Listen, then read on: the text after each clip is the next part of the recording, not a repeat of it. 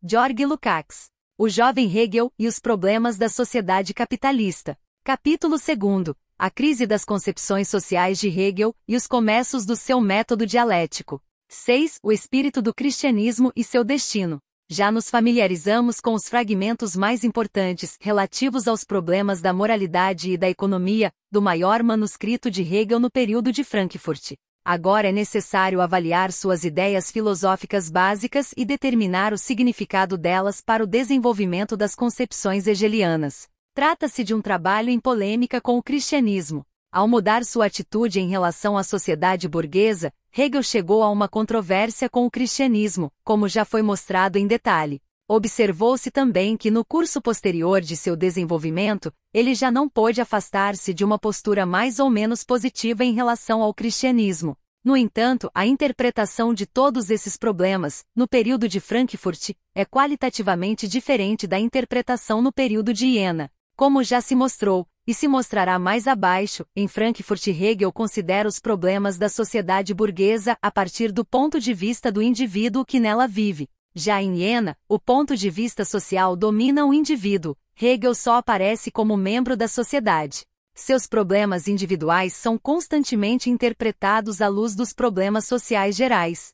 E, falando apenas do período de Iena, pode-se mostrar o papel da economia política na compreensão da dialética geral e particular e no estudo aprofundado das categorias econômicas. Como Hegel aqui parte do destino do indivíduo na sociedade burguesa, fica claro que o cristianismo deveria ter, para ele, um significado emocional imediato. Como decidia de que modo dar sentido à vida individual, e como mantê-la até o fim. A controvérsia com a moralidade cristã tornou-se etapa necessária no desenvolvimento de seus pontos de vista.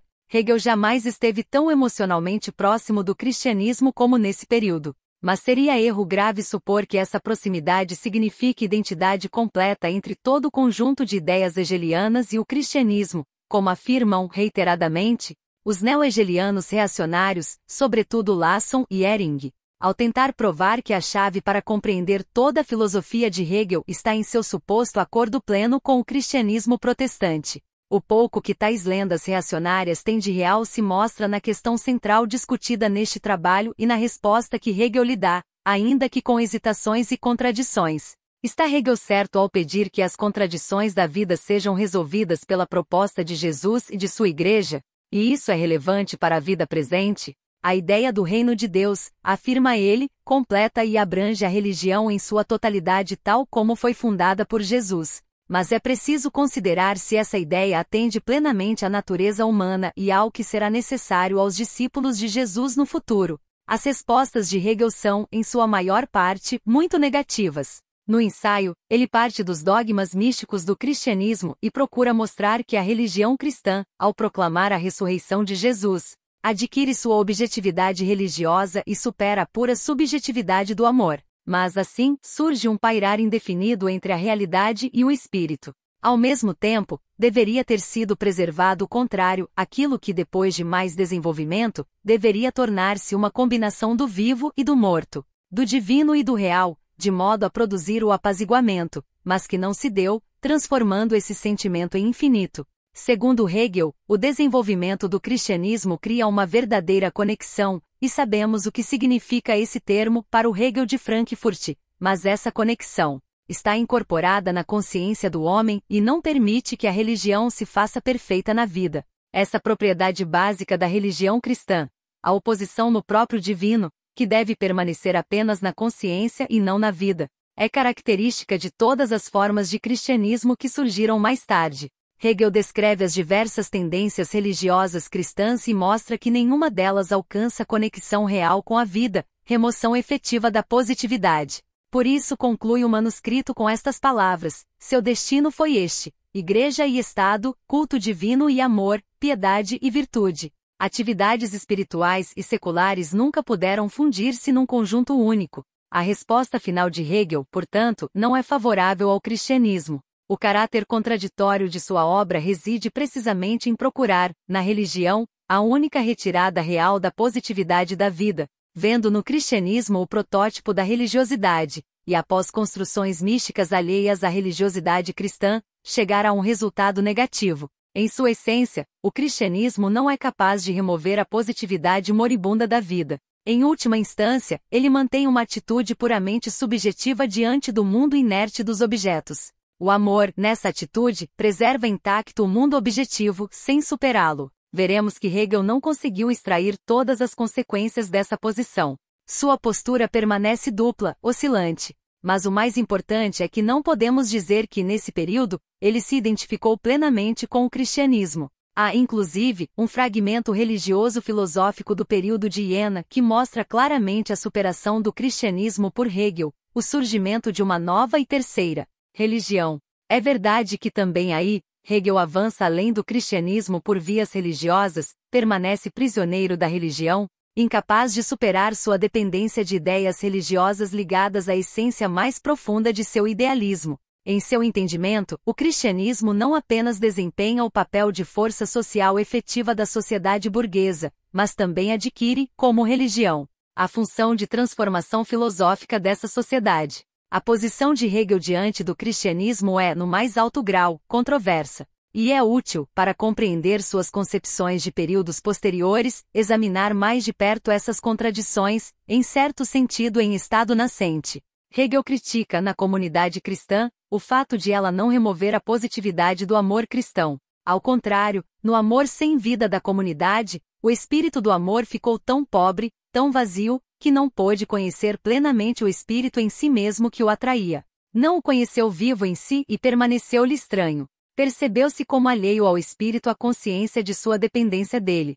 O oposto foi preservado, e é mais positivo, objetivo, no qual há tanto de estranho quanto de dominação, assim como no espírito da comunidade à dependência.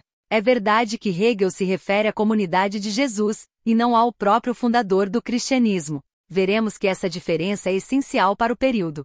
A afirmação dessa positividade esmagadora é, segundo Hegel, decisiva para todo o destino futuro do cristianismo. Quanto mais se diversificam as relações humanas, isto é, quanto mais se desenvolve a sociedade civil, mais agudamente deve aparecer essa contradição fundamental. Aqui aguardava a comunidade o seu destino. Em seu amor puro, acima de todo mundano, julgava estar além do alcance do mundo. Mas à medida que tal amor, destacado de qualquer relação, se difundia entre seus membros, e à medida que a comunidade se expandia, ela se aproximava do destino do mundo, ou acabava por assimilar, sem perceber, muitos de seus aspectos, ou se profanava ao combatê-lo. Há, porém, afirmações ainda mais agudas de Hegel, nas quais ele atribui ao próprio fundador do cristianismo a manutenção da positividade, e a condena. Essa crítica diz respeito, em primeiro lugar, à relação de Jesus com o Estado e com a sociedade civil. A questão da relação com a propriedade privada já foi considerada no fim do parágrafo anterior. Hegel escreve sobre a atitude diante do Estado e da sociedade. O reino de Deus não é deste mundo. Contudo, não é indiferente se o mundo existe em oposição ao reino de Deus ou se não existe, mas poderia existir. Sendo verdadeira a primeira hipótese, e Jesus aceitou conscientemente a existência do Estado, tal atitude implica que uma parte significativa da conexão viva seja cortada, que para quem entra no reino dos céus, laços essenciais se rompam, que uma parcela da liberdade se perca. Muitos vínculos efetivos, conexões vivas, deixam de existir. Os cidadãos do reino de Deus tornam-se indivíduos privados, postos diante de um estado hostil, excluídos dele. Da ideia do reino de Deus são excluídas todas as relações criadas pelo Estado, que são infinitamente inferiores às relações vivas de uma união divina e podem inspirar desprezo. No entanto, como o Estado existia, e nem Jesus nem a comunidade podiam suprimi-lo, o destino de Jesus e da comunidade fiel torna-se perda de liberdade, vida limitada, passividade diante da dominação de um poder estranho, poder que desprezam, mas do qual depende por completo aquilo de que Jesus necessitava, a existência entre o seu povo. A natureza interna e contraditória dos pontos de vista de Hegel revela-se com força particular quando ele tenta clarificar com figuras a ideia de superar, no reino de Deus, qualquer forma de objetividade morta. Ele recorre a muitos exemplos, sobretudo da vida orgânica, para mostrar que a relação entre parte e todo, indivíduo e sociedade, não precisa ser a da sociedade burguesa, onde a subjetividade vazia se liga, mecanicamente, ao mundo morto dos objetos. Mas quando se esforça por compreender essas relações no plano social e histórico, só consegue uma analogia nas relações sociais dos povos primitivos. Assim, entre os árabes, filhos da tribo, a determinação de uma pessoa, o indivíduo, significa que esse indivíduo não é apenas parte do todo. Significa que o todo não está fora dele. Significa que ele próprio é o todo que compõe toda a tribo. Isso se confirma pelo efeito que tal visão exerce sobre os métodos de guerra adotados por esses povos naturais indivisos. Neles, cada pessoa é destruída com incrível crueldade. Pelo contrário, na Europa moderna, onde o indivíduo não carrega a integralidade do Estado e seus laços com o Estado são apenas algo mental, alguns direitos iguais para todos, a guerra não é travada contra um único representante desse Estado, mas contra um todo fora dele. Entre os árabes, como em todo povo verdadeiramente livre, cada um é parte e, ao mesmo tempo, é um todo. Apenas em relação aos objetos, aos mortos, é verdade que o todo difere das partes. Nos vivos, o contrário. O fato de Hegel só conseguir, na história dos povos primitivos, ilustrar o sentido sócio-histórico de seu reino de Deus, chamado a remover, religiosamente, as contradições da positividade burguesa, mostra, com clareza, a inconsistência de seu pensamento nesse período. Muitos críticos da sociedade burguesa buscaram a salvação dessas contradições fugindo para sociedades orgânicas pouco desenvolvidas. Os românticos a buscaram na Idade Média. As tentativas de remover, pela religião, as contradições da vida social moderna empurram o pensamento de Hegel nessa direção. No entanto, nele é característica, em muitos aspectos, uma compreensão realista. Seu apelo dirige-se a povos em condições tribais, não à Idade Média, não ao feudalismo. Hegel pensa uma relação entre homem e sociedade que é, em essência, diversa da sociedade burguesa, e espera que o desenvolvimento dos opostos daí derivados se torne mais fecundo para a interpretação da história, do direito e da arte. Considera a ascensão da humanidade, das sociedades primitivas à sociedade burguesa desenvolvida, não só como um fato, mas como um progresso histórico. E mostra que no curso da história, a comunidade cristã teve inevitavelmente de enfrentar exigências de uma sociedade cada vez mais desenvolvida. Surge, assim, uma contradição em Hegel, o reino de Deus que deveria remover as contradições da sociedade moderna. Revela-se um estado histórico atrasado e de longo passado. Hegel é levado a escolher entre seu ideal religioso e a ideia de progresso histórico. É característico do período de Frankfurt que ele não dê aqui resposta tão decisiva como depois. Não se trata, é verdade, de um movimento regressivo da história rumo a um estado primitivo que negaria a ideia de progresso. Tanto a ideia de progresso quanto a da necessidade de saída histórica dos estados primitivos surgem com frequência em seus esboços. De um lado, ainda não há quadro geral do desenvolvimento histórico. Hegel não ordena os estágios numa sequência linear do progresso. De outro, suas reflexões religioso-filosóficas assumem frequentemente uma orientação supra-histórica, uma propensão a reconhecer a eternidade. Do princípio religioso é tendência que é, não raro, superada e criticada. Para o período de Frankfurt, é característico que crítica e tendência supra-histórica convivam pacificamente no mesmo manuscrito. Embora Hegel revele as contradições tragicamente insolúveis da religiosidade, interpreta o fundador do cristianismo como figura trágica. Durante todo o período de Frankfurt, a solução religiosa permanece, com destaque no fragmento do sistema, a meta mais alta a que sua filosofia aspira. As contradições têm ainda outro aspecto para Hegel. Considerando as contradições de que ele fala, e as avaliações negativas do cristianismo que faz, poderia parecer incompreensível que todo esse complexo de problemas lhe fosse tão importante.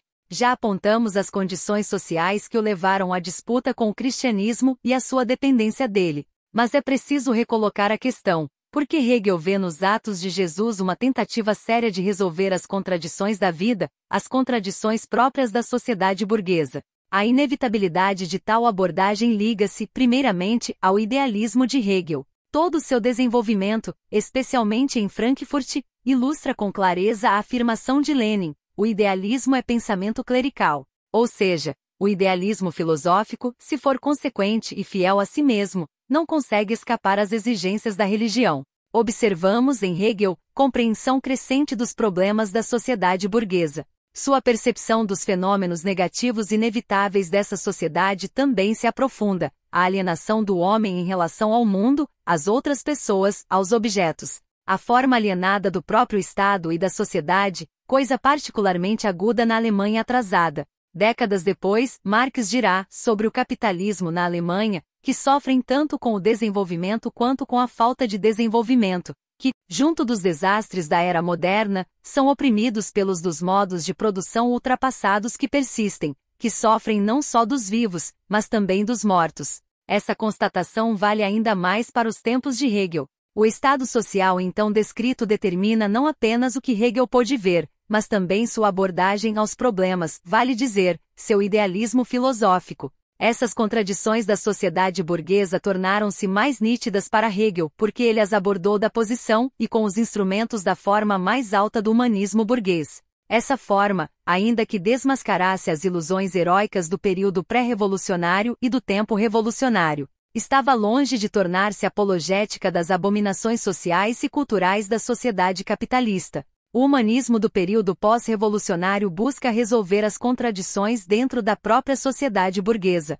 As ilusões de uma reestruturação radical dissiparam-se em parte pelos acontecimentos na França, em parte pela situação da própria Alemanha, onde nenhuma força social real contemplava seriamente transformações revolucionárias ou uma reconfiguração radical das relações sociais. Notamos repetidas vezes que Hegel caminhou na trilha dos eminentes humanistas alemães, Goethe e Schiller. O desejo de superar a positividade das relações e instituições capitalistas assume, para Hegel no período de Frankfurt, forma particular. Já observamos, e mostraremos adiante com mais clareza, como, ao desenvolver esse problema e ao vivenciar a dialética histórica, Hegel vai dando cada vez mais fundamentação social à emergência de formas alienadas e positivas, mortas da vida social. As formas de vida mortas aparecem simultaneamente nele, como produtos necessários da atividade social do próprio homem. A colocação sócio-histórica do problema, em Hegel, vem inseparavelmente ligada, por força de seu idealismo,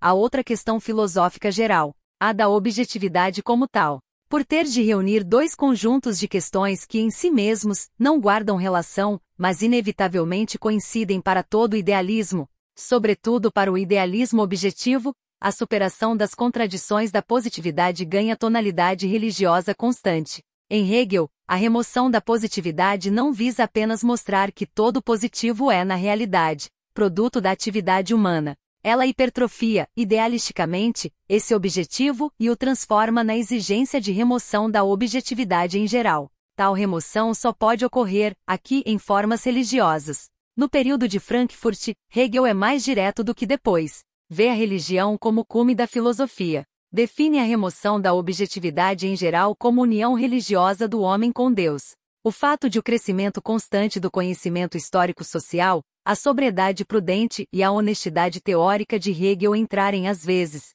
em flagrante contradição com esse conceito não altera sua essência. Aí reside o vício irremovível do idealismo absoluto. Mesmo num período mais maduro, o de Iena, quando já não põe a religião no topo do sistema e passa a considerar o cume do conhecimento humano a filosofia científica. Isto é dialética, a solução que oferece mantém aparência de sobriedade apenas aparente. A identidade sujeito-objeto do idealismo absoluto, e retorno do espírito a si mesmo, da alienação completa na natureza e da alienação incompleta na história, rumo ao autoconhecimento final, é no fundo, o retorno de toda objetividade ao sujeito mistificado que a teria criado, a remoção da objetividade em geral. Apesar do misticismo idealista, a interpretação hegeliana da sociedade e da história como resultado da atividade humana permanece a base metodológica de sua compreensão dialética. Esse resultado só se alcança quando se consegue libertar a interpretação da sociedade e da história,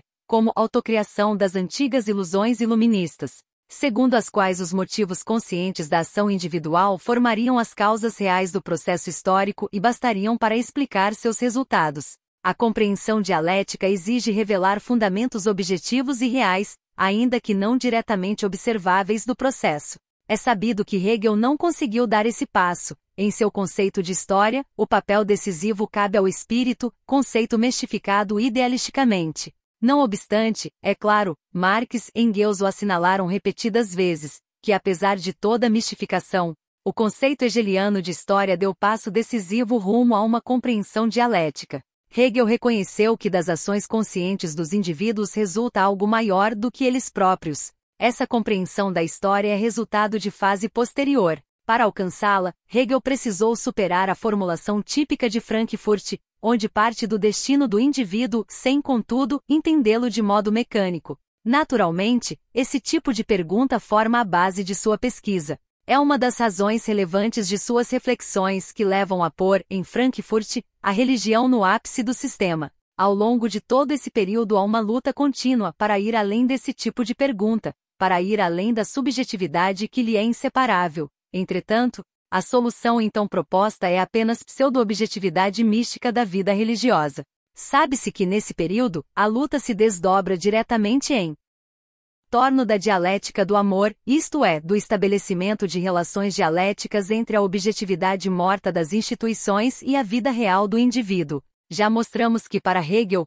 o amor coincide com a superação da falsa objetividade e da positividade. Essa formulação determina sua interpretação de Jesus.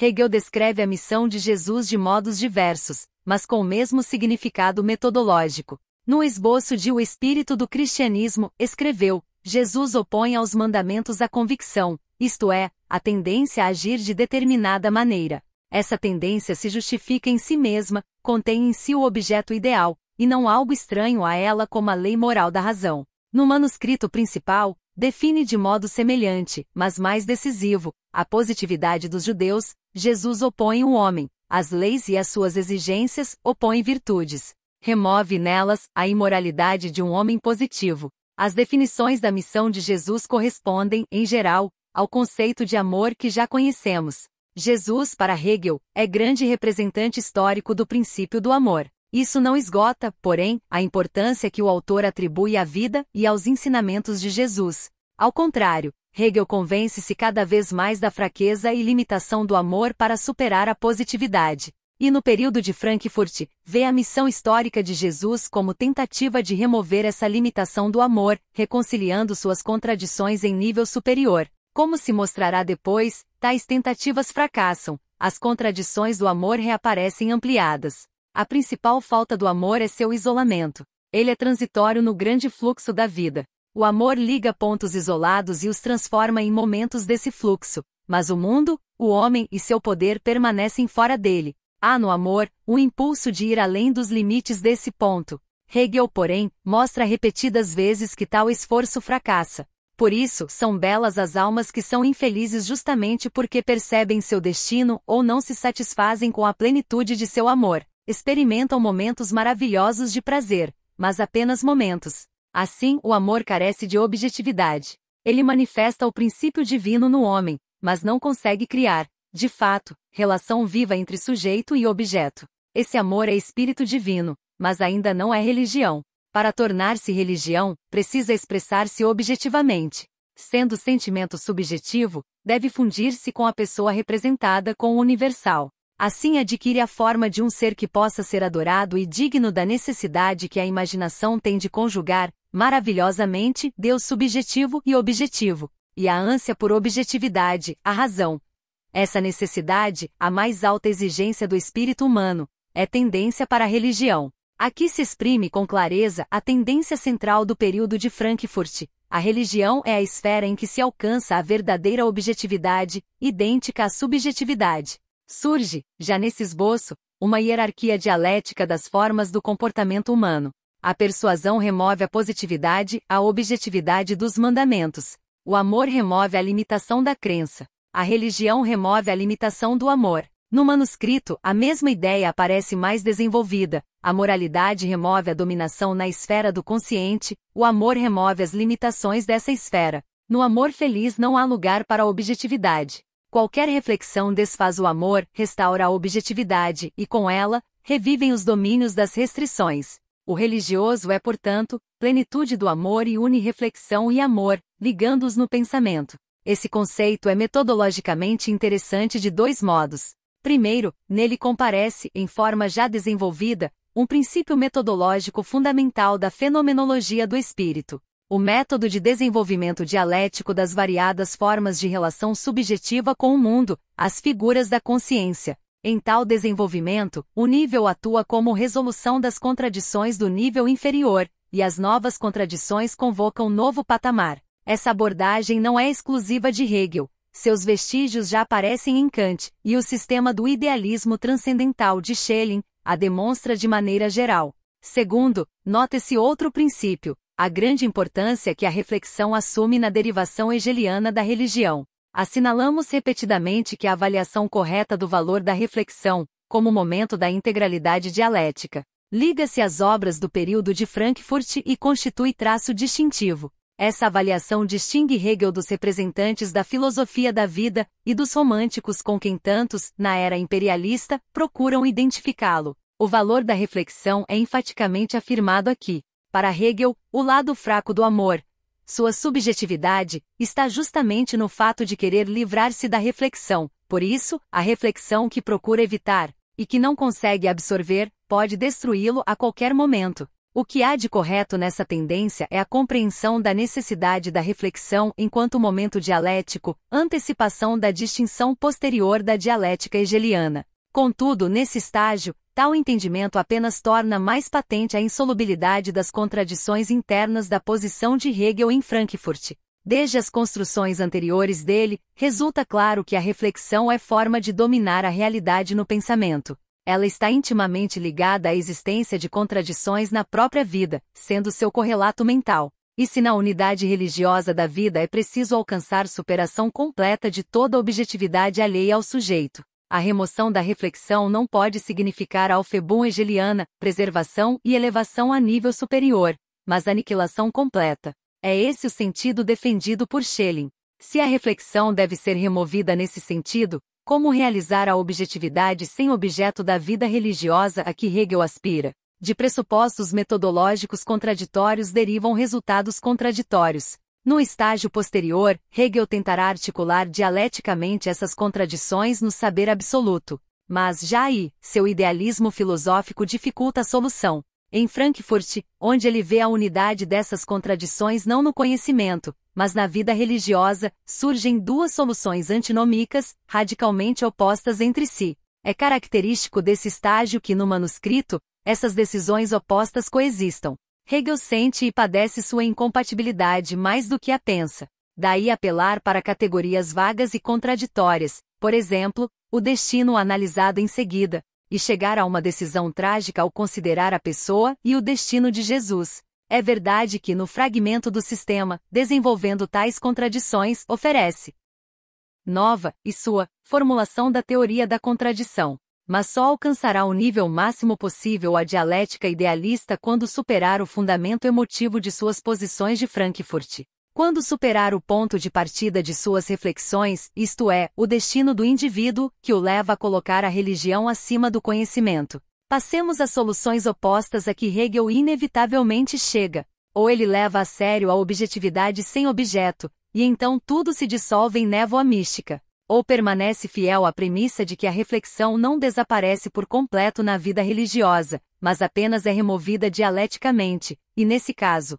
o conceito de religião não resolve suas contradições. O que aparece é a formulação subjetivista do amor, e sua incapacidade de remover a positividade. Consideremos a primeira tentativa. No esboço do plano, Hegel polemiza com Fichte. O dever ser torna-se esforço infinito se o objeto é intransponível, se sensualidade e entendimento, ou liberdade e natureza, sujeito e objeto, se opõem de modo absoluto. Sua identidade, como absolutos, não é obtida por uma síntese em que não objeto e não sujeito se unam, não eu e não eu. A lei é relação pensável de objetos entre si. Porém, no reino de Deus não pode haver relação pensável, pois não há objetos uns diante dos outros. O modo pensável é consistente, contínuo, sem composição pesada de senhor e escravo, atividade e sofrimento, e singularidade de determinação. No manuscrito principal, Hegel explicita melhor a essência dessa elevação religiosa das contradições. Montanha e olho que a contemplam são sujeito e objeto, mas, entre homem e Deus, entre espírito e espírito, não há abismo de objetividade. O espírito só se torna outro para o espírito no ato do conhecimento. Aqui a identidade sujeito-objeto assume forma mística, o conhecimento efetivo do mundo só pode ser autoconhecimento. E o idealismo absoluto deve ser construído por um sujeito que cria e conhece, simultaneamente, o processo do mundo. Que tal sujeito só pode ser Deus, Hegel expõe brevemente em Frankfurt. Como a unidade da vida deve ser viva, relação entre pessoas, precisa fundar-se na harmonia divina. Essa harmonia é o reino de Deus. A harmonia, em que não apenas as múltiplas consciências do homem ressoam no espírito, mas em que tais entidades não são apenas iguais nelas. As múltiplas formas de vida se reúnem numa só. Ao mesmo tempo, caem as barreiras divisórias em relação a outros seres, que não são simplesmente iguais, mas únicos. E não formam uma assembleia, mas uma comunidade não unida numa generalidade, num conceito, como fiéis por exemplo, mas unida pela vida e pelo amor. Jesus chama de reino de Deus a essa harmonia viva dos homens, sua comunidade em Deus. Coerente, Hegel chama a mais alta forma do espírito, mais alta que o conhecimento comum de fé. A fé é conhecimento do espírito pelo espírito, e só iguais no espírito podem conhecer e compreender-se mutuamente. Na ausência dessa igualdade, cada um só pode compreender que o outro não é aquilo que ele é. Hegel sublinha que não se trata de igualdade de nível de razão, mas de igualdade na inspiração religiosa do espírito, a fé. Ele contrapõe esse modo de compreensão ao conhecimento penetrante das pessoas, tão glorificado por muitos, ciência muito prática daqueles seres dilacerados, cuja natureza comporta grande diversidade, múltiplas unilateralidades sem unidade, seres para os quais o que procuram sempre escapa, o espírito. Essa oposição é interessante. Nela se observa o surgimento de um método mistificado de conhecimento, que depois terá importância. Posteriormente, a compreensão hegeliana do processo histórico, orientada a descobrir causas implícitas, associa-se a uma atitude desdenhosa diante da psicologização pragmática do processo e de seus atores. É nesse contexto que Hegel fala do conhecimento de lacaio. Aqui, porém, o desdém assume outro acento, a pompa da unidade religiosa dos homens no reino de Deus. A identidade sujeito-objeto,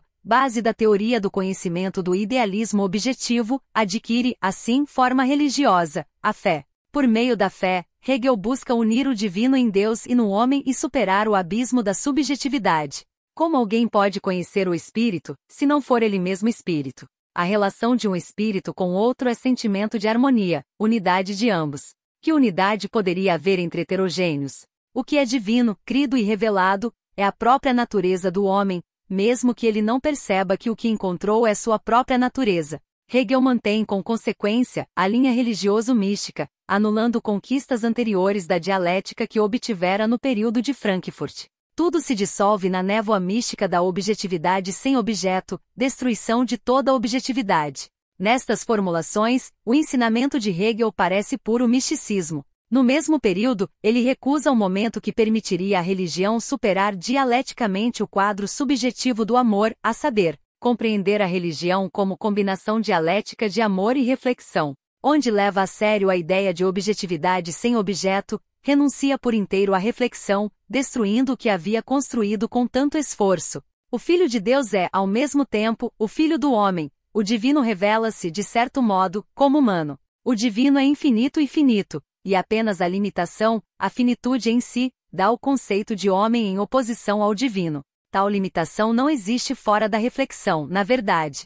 Hegel opõe reflexão e verdade, em contradição com seu próprio ponto de partida. A reflexão deixa de ser momento necessário de ascensão dialética à verdade, momento que só se torna falso quando absolutizado. Aqui, ela aparece como oposto absoluto da verdade, retirada da mais alta forma de cognição, o autoconhecimento do espírito. Daí, em contraste com suas visões posteriores, Hegel falar de ato de fé, e não de conhecimento, para designar o autoconhecimento do mundo como sujeito. Assim, o problema central de sua dialética, cujo desenvolvimento científico o ajudaria a superar os preconceitos do pensamento metafísico, não encontra aqui solução. O outro lado da antinomia é mais simples.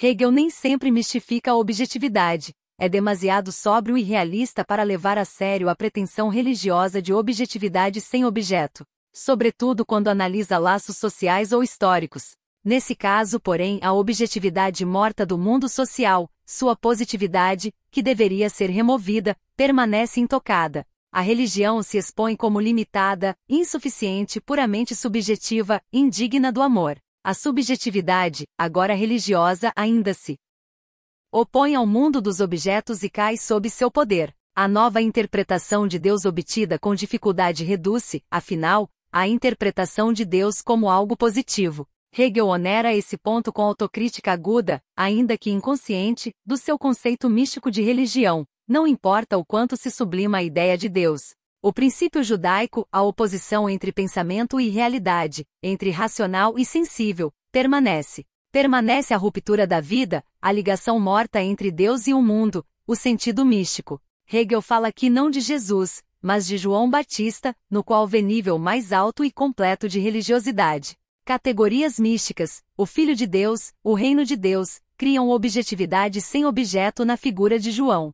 Mas quando se trata da tragédia de Jesus, veremos que quanto mais concreto e histórico se torna o conceito, mais difícil é manter a tendência mística. O raciocínio retorna ao segundo lado da antinomia, o mundo dos objetos. Não se trata, pois, de contradição dialética viva da realidade, algo talvez não inteiramente compreendido por Hegel, mas de oposição aguda, mutuamente excludente, de duas soluções antinômicas do mesmo problema. Em tal oposição espelha-se a insolubilidade objetiva do problema e a falsidade da formulação hegeliana da questão e da metodologia do período.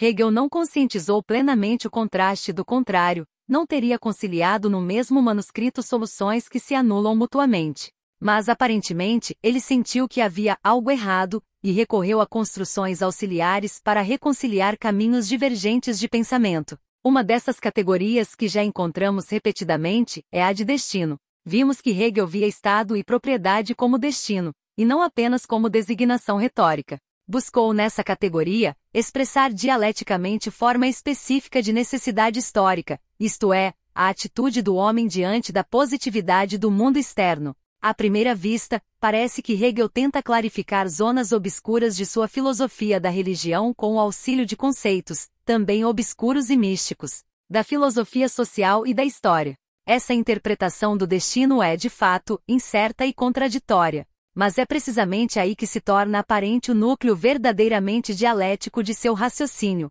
Vale a pena, pois, considerar com mais detalhe o sentido que então atribui à palavra destino. O ponto de partida é a justaposição entre laços puramente mecânicos e desumanos da sociedade burguesa, em sua forma fetichista máxima no sistema legal das punições, convertido em essência interna da ética de Kant, e de outro lado, a relação viva e dialética do movimento da sociedade como um todo, inseparavelmente sujeito e objeto, agente e paciente. Para a lei, diz Hegel, o culpado é apenas personificação do pecado, o crime personificado. Ele investiga, porém, as relações sociais gerais entre as pessoas, relações de vida que abrangem amplamente os homens, em que o crime permanece crime, mas a natureza humana do criminoso não é destruída de maneira mecânica e desumana. A pena está diretamente contida na lei violada. O mesmo direito de que o criminoso priva o outro também priva o próprio criminoso, ele merece a punição. A necessidade da punição está em algo externo, e está de acordo com o crime. Hegel conclui que justamente dessa necessidade dura, a majestade da lei, tão cara a Kant, decorre, inevitavelmente, a contingência na vida. A necessidade da punição está estabelecida, mas a realização da justiça não é necessária, porque a justiça, como modificação do vivo, pode desaparecer. Outra modificação pode surgir. Assim, a justiça adquire o caráter do acaso. Por estar na vida, pode haver contradição. Essa abordagem liga-se à polêmica contra a ética kantiana e fichiana. No futuro, esse contraste fundamentará a recusa de Hegel em deduzir definições concretas do direito a partir de conceitos jurídicos abstratos, traço de Kant e mais ainda, de Fichte. Enfatiza em vez disso a natureza sócio-histórica, em parte contingente, do direito positivo. Interessa-nos, aqui, o conceito geral de destino no período de Frankfurt. A análise do direito e do crime é um ponto de partida, adicional, para pensá-lo. Hegel precisa mostrar que na vida pública existe forma de necessidade mais ampla, viva e, portanto, genuína, do que aquela expressa pela forma legal da lei. A superestimação do Estado e da lei é traço comum do iluminismo, de Kant e Fichte, ilusão geral da ideologia burguesa pré-revolucionária. A controvérsia de Hegel participa do processo de libertação de várias tradições iluministas, que o fascinaram ingenuamente em Berna e que em Frankfurt. Ele vai superando ao desenvolver seu próprio método dialético. Para Hegel, a categoria do destino é expressão de necessidade viva, ampla e dialética. O destino tem alcance maior do que a punição. Estende-se até aquele cuja culpa não se liga a crime algum, por isso o destino é mais severo do que a punição. Às vezes, sua severidade parece roçar a injustiça escandalosa, quando pune gravemente a culpa mais elevada, a culpa do inocente. As leis são apenas combinações mentais de opostos. Tais conceitos estão longe de esgotar a diversidade da vida. Sobre aquelas relações de vida que não são separadas, sobre as que se dão numa conexão viva, fora dos limites da virtude, a punição não tem efeito. O destino, ao contrário, é como a vida, integral e ilimitado. Onde a vida é ofendida por aquilo que seria certo, com a convicção de legalidade do próprio agir, lá o destino comparece. Não há sofrimento inocente, todo sofrimento é culpa. Contudo, a dignidade de uma alma pura é a mais elevada. Quanto mais conscientemente ela ofende a vida para preservar o mais alto, mais negra parece a culpa. E, quanto mais conscientemente a alma baixa ofende a vida, mais negro o crime. Quem conhece a filosofia posterior da história de Hegel, e sua teoria do trágico, reconhece aqui seus contornos.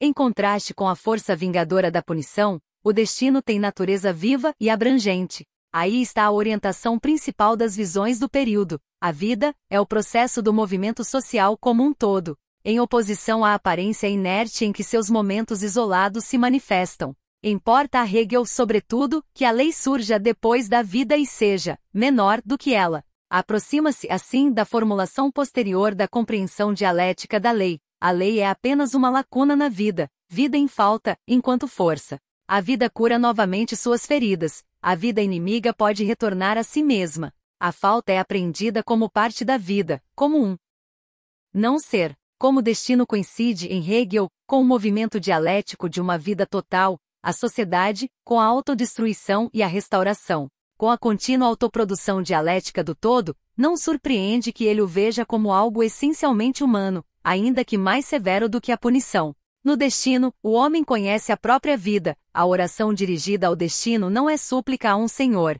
mas retorno e aproximação de si mesmo. Em casos concretos, o golpe do destino pode resultar da ação de outra pessoa. Isso não altera o fato de cada qual ter seu destino. Hegel insiste, do ponto de vista da atitude do indivíduo, pouco importa se ele enfrenta o destino ativamente ou passivamente na concepção desses anos. Tanto a luta quanto a recusa fazem igualmente parte do destino humano. Essa característica essencial do destino manifesta-se quando Hegel rejeita, de modo radical, a subordinação mecânica do indivíduo à sociedade, como em Kant, onde a sociedade é o universal e o indivíduo é o particular, que só atinge o universal pela obediência incondicional ao imperativo categórico. Hegel vê a relação entre indivíduo e sociedade como dialética entre universal e particular. No contexto do destino, indivíduo e sociedade são compreendidos como forças opostas. Força enfrenta força, e nessa luta, renova-se incessantemente a unidade viva do todo. A pena, apresentada como destino, tem caráter inteiramente diverso. Na figura do destino, a punição é força hostil, algo individual. No interior de tal força, o universal não se separa do particular, como a lei, enquanto o universal se opõe ao homem e às suas inclinações, enquanto particulares. O destino é apenas um inimigo, o homem lhe resiste como força combatente. A lei, enquanto universal, domina o particular e o submete na pessoa do indivíduo, exigindo-lhe obediência. Contrastar indivíduo e sociedade como forças não só corresponde melhor à vida real do que à concepção kantiana, em que qualquer desvio da lei é indigno e a mudança histórica do social resulta apenas de seu próprio movimento. Na concepção de Hegel há ainda outro aspecto, a conexão de todas as manifestações da vida do indivíduo na sociedade. A sensação, inicialmente apenas sensação e experiência, de que a unidade da vida social se manifesta objetivamente em tudo que sucede a um indivíduo, mesmo no que parece puramente particular. Hegel investiga essa ideia precisamente no problema do crime, definindo crime e punição como destino. No momento em que as contradições da sociedade burguesa já se expõem, e seus fundamentos econômicos e de classe ainda não foram identificados.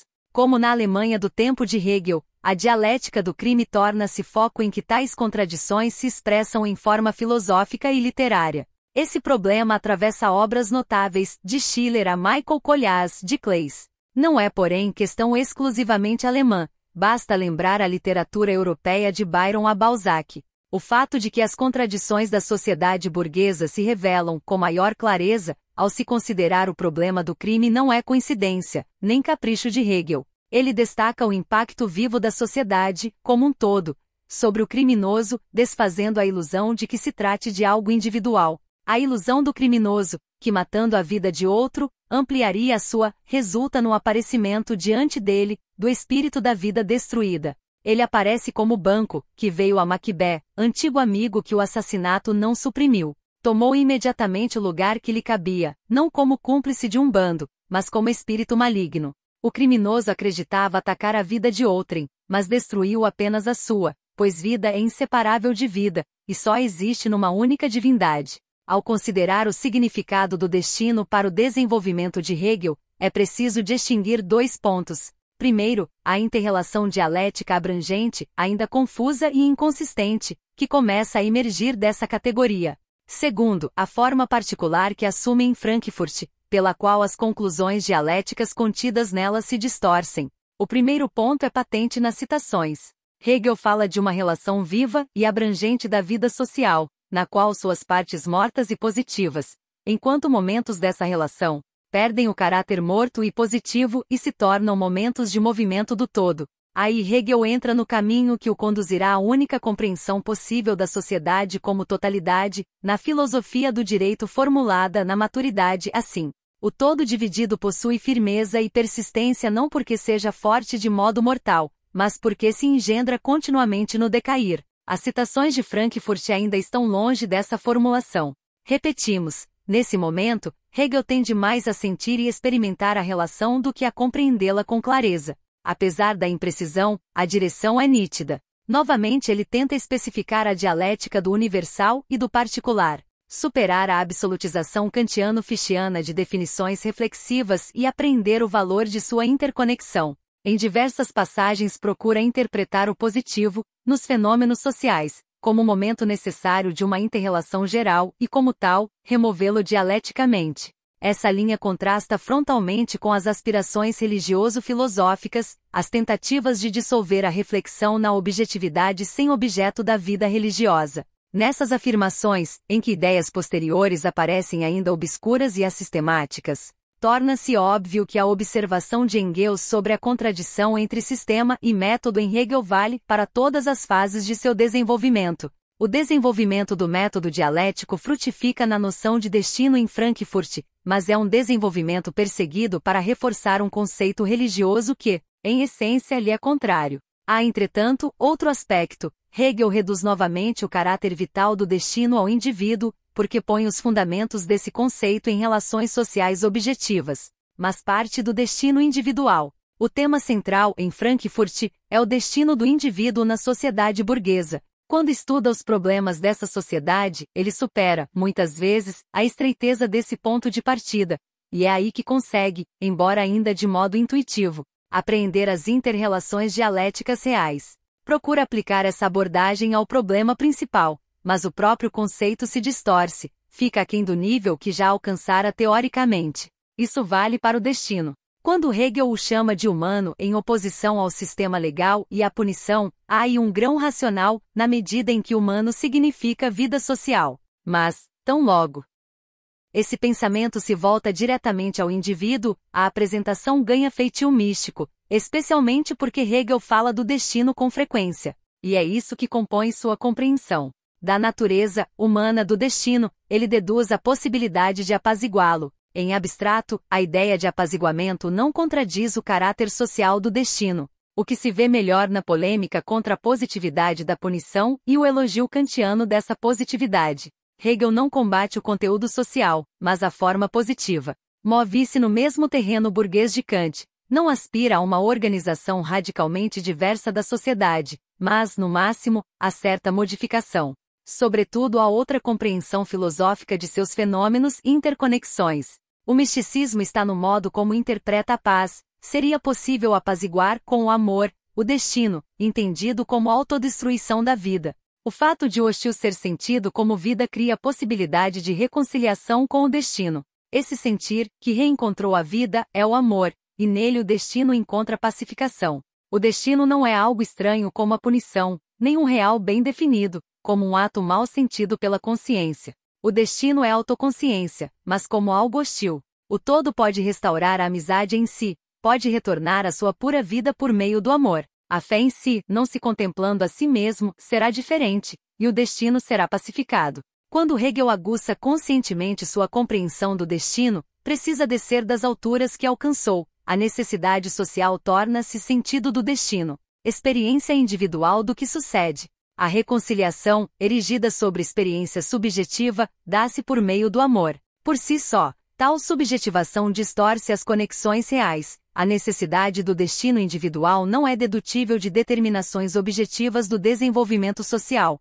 Por força desse subjetivismo, absolutizam-se, e se tomam por necessárias, características contingentes do destino do indivíduo, contingência que depois, Hegel perceberá com nitidez em sua filosofia social e na filosofia da história. Não surpreende que tal definição de destino, não apenas seu lado subjetivo, mas também os momentos em que germes de compreensão posterior se contêm, desapareça cedo do vocabulário hegeliano. A dialética social absorveu suas tendências fecundas, mas o termo destino deixa de ser usado. A ideia de apaziguar o destino, amor mediante, também desaparece. Em Iena, Hegel considerará os fenômenos sociais de ponto de vista sócio-histórico consequente, e não individual. Ao usar a noção de destino, em Frankfurt, para fundamentar sócio-historicamente sua filosofia da religião, Hegel revela a contradição geral de seu método e do seu sistema. Ainda que reconstrua o destino de tal modo que seu ponto central passe a ser a pseudo-objetividade de um apaziguamento amoroso,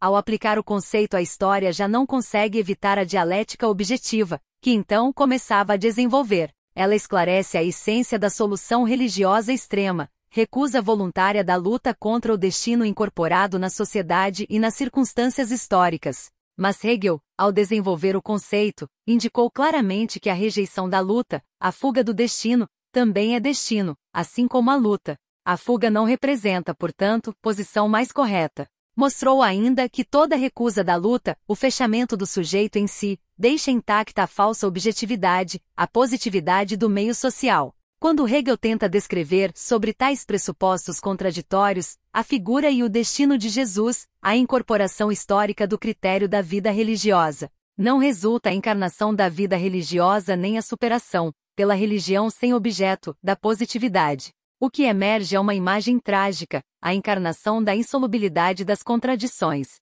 Em contraste com as intenções religioso-filosóficas de Hegel, nasce uma figura trágica historicamente determinada. O preâmbulo do fragmento define com clareza as condições históricas dessa tragédia. Hegel parte da situação revolucionária tensa em que o judaísmo se achava na época de Jesus. O raciocínio deve ser citado, pois tal abordagem histórica caracteriza as tendências que o opõem e porque aqui se encontra a versão peculiar da compreensão mais histórica da positividade. Já entrevimos isso em 2 fragmentos de seus panfletos políticos. Aí se afirma, com nitidez, que o fortalecimento da positividade é o fator social que conduz à revolução, ou melhor, que o amadurecimento das condições para a revolução se associa ao crescimento da positividade do Estado social. Quando Jesus aparece diante da nação judaica, esta se encontra naquela condição que prepara a revolução, mais cedo ou mais tarde, e sempre de caráter universal. Quando o espírito abandona a Constituição e as leis, e estas mudadas, já não correspondem àquele, surge a busca, o desejo de outra coisa e de adquirir outra coisa. Disso provém variedade de imagens, modos de vida, aspirações, necessidades.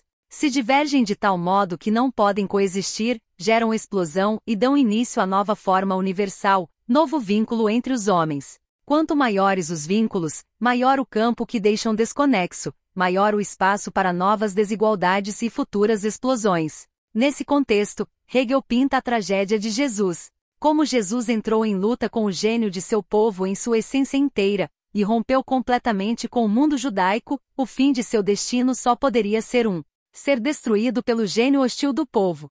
A glorificação do Filho do Homem nessa desgraça não é negativa, não consiste em ele ter quebrado todos os laços que o prendiam ao mundo. A glorificação é positiva, consiste em recusar-se a subordinar sua natureza ao mundo que lhe era contrário, preferindo mantê-la na luta e na desgraça, a curvar-se ao corrompido ou permitir inconscientemente que a corrupção se impusesse. Jesus tinha consciência da inevitabilidade de sua morte como indivíduo e tentou convencer seus discípulos. Aqui a tragédia soa teológica, sacrifício do indivíduo pela salvação, libertação da corrupção do mundo. Mas quando Hegel desenvolve o ponto, fala novamente da salvação pela fuga de Jesus às formas específicas do meio histórico. Ao falar de Jesus, recorre às mesmas afirmações categóricas com que caracterizou a pura subjetividade do amor. Assim, ele só encontraria liberdade no vazio. Em seguida, descreve a tragédia de outro modo. O destino de Jesus era sofrer o destino de seu povo ou torná-lo seu, suportar sua inevitabilidade, compartilhar seus prazeres, unir seu espírito ao espírito do povo. Ao fazê-lo, teria de sacrificar a beleza, sua conexão com o divino, ou deveria alienar o destino de seu povo e manter sua vida subdesenvolvida e inexplorada. Em ambos os casos, não lhe era dado cumprir a missão que a natureza lhe dera. Só poderia sentir fragmentos dela, e estes seriam profanados. Ou realizá-la inteiramente, como visão radiante cuja essência é a verdade mais alta. Mas então, teria de renunciar à oportunidade de sentir, traduzir em realidade, agir e efetivar. Jesus escolheu o último, e seu destino foi a separação de sua natureza em relação ao mundo. Quanto mais fundo sentiu essa separação, mais difícil se tornou carregá-la com calma. Toda a sua atividade foi recusa corajosa, ditada por sua natureza. Diante do mundo, sua luta foi pura e sublime, pois conhecia seu destino na totalidade e opunha-se a ele. A luta do puro com o impuro é espetáculo elevado, contudo, pode tornar-se aterrador quando o ímpio reconhece o sagrado, e a fusão de ambos, reivindicando pureza, resiste violentamente ao destino, já derrotada por ele. O que só em parte abandonou seu destino, e em parte com ele se uniu, percebendo ou não a confusão, produz destruição terrível em si e na natureza. Misturando a natureza com o que não é natureza, o golpe lançado ao segundo cai sobre a primeira, o trigo é esmagado com o joio, e o santo dos santos da natureza é maculado. Com tal interpretação trágica da pessoa de Jesus, desmorona o conceito de vida religiosa cujo representante histórico eminente seria, segundo Hegel, o próprio Jesus. A superação religiosa da pura subjetividade do amor, tentativa de criar objetividade sem objeto, apenas reproduz as contradições do amor em novo nível. Preserva a positividade das determinações sociais, diante das quais a subjetividade amorosa enfrenta o destino fugindo. As contradições do amor aparecem assim, como indecisão trágica. A recriação em pensamento da figura de Jesus não serve, a Hegel, como prova histórica da realização da vida religiosa, antes.